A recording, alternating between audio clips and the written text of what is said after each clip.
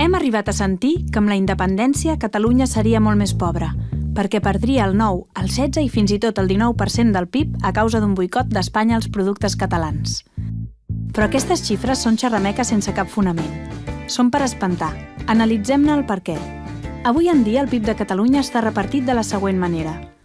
El mercat interior representa un 40% i les exportacions un 60%. D'aquestes exportacions, aproximadament una meitat són a l'estat espanyol i l'altra meitat a la resta de països. I la tendència és anar exportant cada vegada més al món.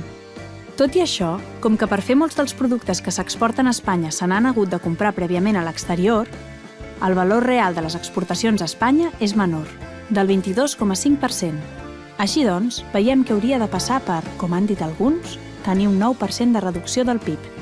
Espanya hauria de deixar de comprar el 80% dels productes de Catalunya. Els empresaris catalans, en veure això, no llançarien tot el producte a la paperera, sinó que en rebaixarien el preu, en el pitjor dels casos al 50%, i el vendrien a l'exterior. Meitat de preu, meitat de l'efecte del boicot. Amb aquestes dades es reduiria un 9% el PIB de Catalunya. Però igualment, pensar que un boicot pot afectar el 80% de les exportacions a Espanya és absurd. Per què? En primer lloc, perquè un boicot d'aquesta envergadura també portaria conseqüències gravíssimes per a l'economia espanyola. En segon lloc, perquè el 40% de les exportacions a Espanya són de multinacionals localitzades a Catalunya, de l'automòbil, de l'alimentació, petroquímiques, i per als consumidors finals és difícil distingir si provenen de Catalunya, d'Espanya o de qualsevol altre lloc del món. I en tercer lloc, perquè només un terç de la resta d'exportacions són de béns de consum, és a dir, els productes que es troben a les botigues i on és més fàcil fer boicot. Els altres 2/3 són els béns de capital o intermedis, com per exemple la farina que una empresa utilitzarà per fer pa.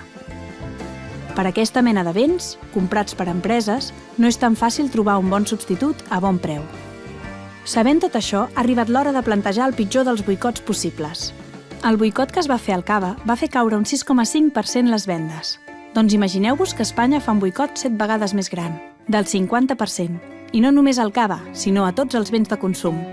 I també fa un boicot al 20% dels béns intermedis. És a dir, imagineu-vos un boicot brutal i sense precedents. Però recordem que tot el que no comprés a Espanya no ho llançaríem, sinó que ho vendríem al món a un preu rebaixat, en el pitjor dels casos, a la meitat. D'aquesta manera, el pitjor dels boicots possibles només seria capaç de rebaixar un 2% del PIB de Catalunya.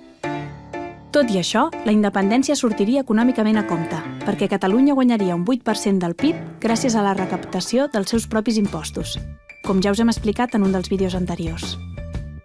Així doncs, un boicot no és un problema per fer de Catalunya el nostre propi estat.